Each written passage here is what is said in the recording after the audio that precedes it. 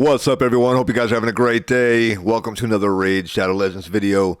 I knew this was coming. I called it. We got an extra legendary event off of Sacreds. The last time we had one, we had it off Ancient Shards, and I wasn't fortunate enough to have enough Ancient Shards to pull legendary, so I kind of skipped that event.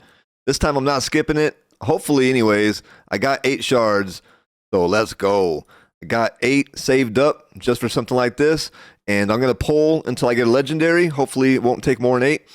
And then I'm going to save all the rest for the next guaranteed legendary sacred event, which usually requires about 15 of them. So I'll start saving up pretty heavy for that. I was hoping I'd get another one from Clan Boss last night, but it didn't happen. But I've been very fortunate. I got 2 from my login rewards for this month. Got a bunch. So hopefully it's enough. But it's going to be a 3 legendary event for me, because my daily login rewards have me getting Visix the Unbowed today. Today is going to be day 70 as soon as the reset happens. And we got a Void, Dark Elf, Legendary Defense Champion. Looks pretty cool. He has Flanged Mace on the A1. Attacks one enemy 2 times. Basically steals 15% turn meter on every hit. 80% chance, 100% chance when booked. And her A2 is Sinister Allies. Attacks all enemies with a 75% chance of placing a 30% decreased speed debuff for 2 turns, and it's 100% chance when booked, 4-turn cooldown, 3 turns when booked up. Also places a 50% ally protection buff on all allies except the champion for 2 turns, damage based on defense. So she's defense based, meaning she'll be super tanky. Maybe not as tanky as HP based, but, you know, pretty nice. The kit's really nice here too. Decrease the speed, give everybody some protection, and she has this passive right here, or is this not a passive? No, this is a new ability. So unlocks at Ascension level 3, single combat, 4 turns, 3 turns when booked, attacks all enemies. So we got 2 AoEs from her. We got 1 2-time hitter on the A1, and then 2 AoEs. A lot of enemies, or a lot of champions don't have 2 AoEs. They got 1. And then this is a defensive champion, so she has 2. It's pretty cool. Places a provoke debuff for 1 turn, places a shield buff on his champion equal to 20% of their max HP for 2 turns, damage based off defense again. Provoke is very nice for a tank, makes everybody attack them, have to use their A1s, and then we got the decreased speed here, so it's going to be slowed down, and then over here, stealing turn meter. So she seems like a pretty nice tank champ, if you guys don't have one already, and especially for the Dark Elf Faction Wars, because you could use someone like this, for sure. I've already completed it, but I did it the hard way, you know what I'm saying? So Visix the Unbowed, new champion I'm getting today. That's a Void Legendary, pretty nice. And hopefully we get a brand new one here. Now it's my assertion that when it comes to extra legendary events, I feel like you have a better chance of getting a good legendary from either one of the pulls. And the second pull, the bonus one, is almost always some kind of amazing champion. I'd call him at least a 4 or 5 star out of 5 in this game easily. Like I've been seeing Duchess pulled, Valkyries, just anybody you can name is pretty damn good. They're like the second legendary. So when it comes to 2x events, you know, people are saying like, you know, you're crazy to pull outside of a 2x event. You know, when I see these 2x events, I see people pulling a lot of trash legendaries, myself included. Growhack the Blood Eat is the one I got last time. So when you end up getting like a trash legendary, and you're like, okay, maybe I got a couple trash legendaries, it doesn't feel as good as getting one really good legendary. Now, this event here, I've never seen bad legendaries, really. Like, maybe you might get 1 out of the 2, but never 2. Not looking for no trash legendaries. You know what I'm saying? Here we go. Let's get started. Be one and done, though. Oh, man. Didn't hit the lottery. Okay. Missionary. Here we go.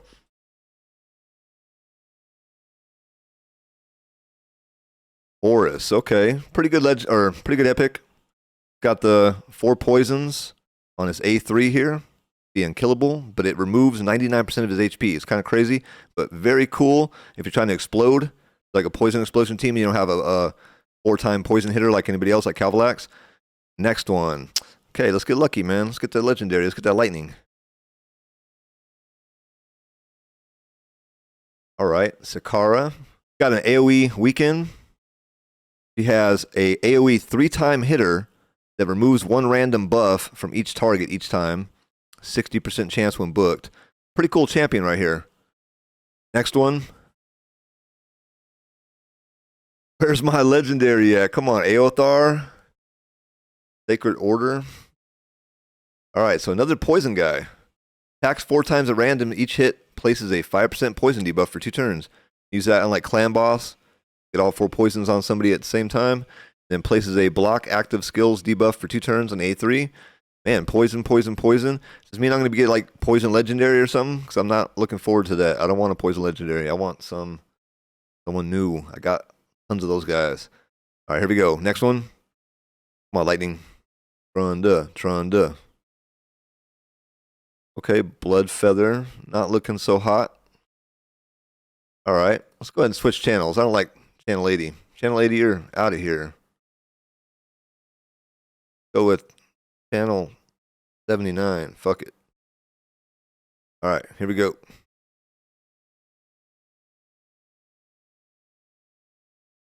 And the luck is very poor at the moment. Caden.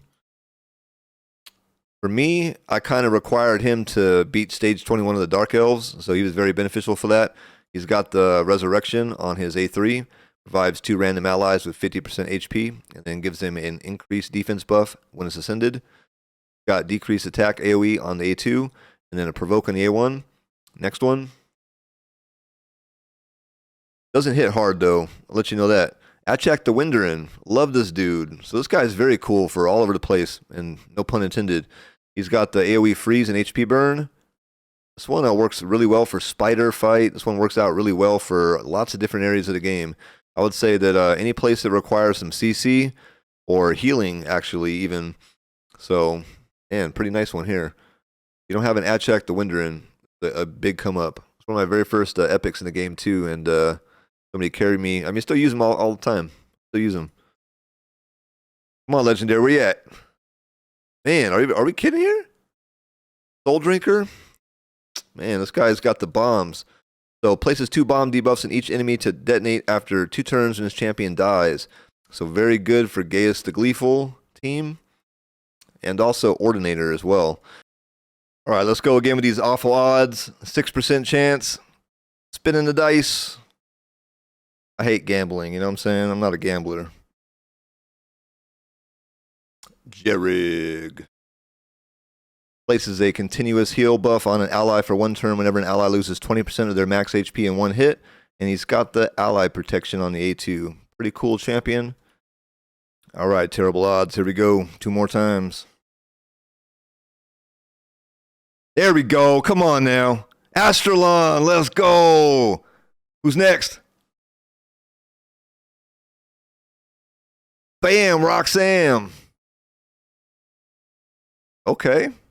Like I said, you're pretty much guaranteed to get at least one good one, right? So Astralon is someone I was looking forward to. I just gotta say that, like, I was looking forward to collecting all the wing champs, and Astralon, I think, was one of the very first ones I pulled for. I think out of all the wing champions, he was the first one to pop up as a 10 times, and it was a Countess Lix and Astralon 10 times event. And I actually pulled Countess Lix, but Astralon was the one I wanted if I could only got one of the 2. Love this dude, man. You know, he's not the best in the arena. He's not like in platinum all over the place, anything like that. But he holds his own, like in gold 4 and gold 5. He can slap in some 3 versus 3.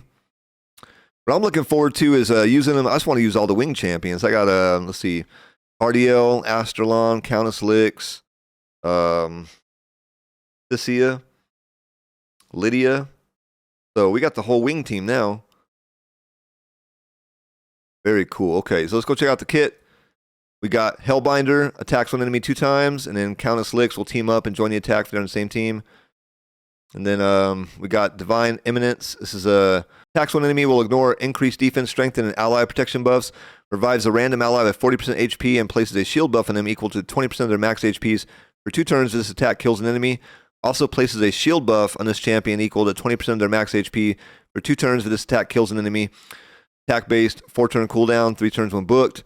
And then we got the A3, removes all buffs from targets under Veil or Perfect Veil buffs, then places a 25% weaken debuff on enemies who have a Veil or Perfect Veil buffs removed, and attacks all enemies. Also has a 75% chance of placing a stun debuff on all enemies for 1 turn, and that is a 25% chance addition when fully booked up for 100% chance total. And then we got 5 turns, 4 turns when booked up on the cooldown. So this one right here will slap in the arena, puts everybody down. or stuns them.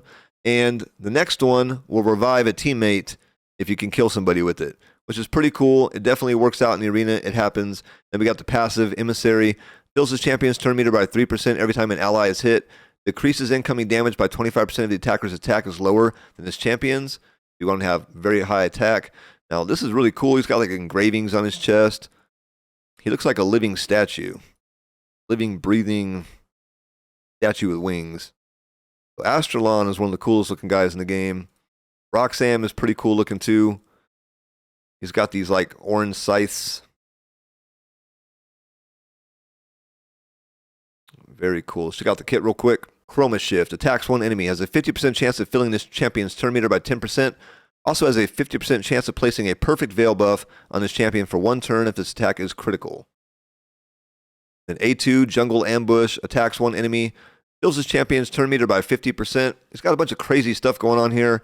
You know, as far as I remember this guy being, he seems like he's a perfect fit for Quargon, the Crowned. He has a lot of stuff interacting with the perfect veil buff. So, attacks one enemy, fills his champion's turn meter by 50%, has a 75% chance of placing a stun debuff, 100% chance when booked, on the target for one turn when attacking while under a veil or perfect veil buff. And then the same thing with the sleep, if he's attacking without the veil, and then places a perfect veil buff in his champion for 2 turns after attacking without a veil or perfect veil buff. So Quargon the Crown can give him the buff, and then he can attack with the stun. If not, he'll do the sleep and buff himself. And then Flicker Step. 5-turn cooldown. While under a veil or perfect veil buff, attacks all enemies, has a 75% chance of placing a 60% decreased defense debuff and a 25% weaken debuff. Decreases the cooldown of Jungle Ambush skill by 2 turns. That's back to the A2.